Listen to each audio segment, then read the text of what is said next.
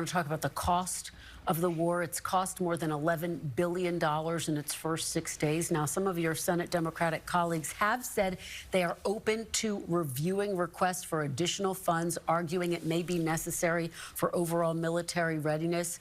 Would you consider voting for or approving more funding for the military during this conflict? No, the military has all the funding it needs for this conflict, unless this conflict goes on for years. There was an extra $150 billion for the military in the big ugly bill that passed last year.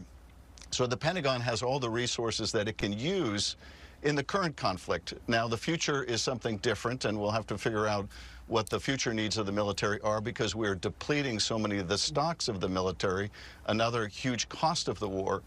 But let's think about what is being lost right now, and that is all of these billions, this $11 billion just within the first few days.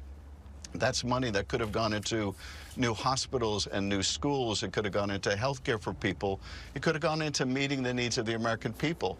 A hospital costs about $100 million. That means that if we're spending $1 billion a day in Iran, we're effectively dropping 10 hospitals a day on Iran and destroying the potential we would have had to make that kind of investment in our country. That's money we're never going to get back.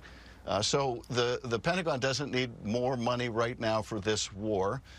It doesn't need to open pipelines off the California coast. And by the way, Kristen, that was something the administration was pushing even before the war. So they're just using this now as a pretext to try to open pipelines that have resulted in terrible spills in California.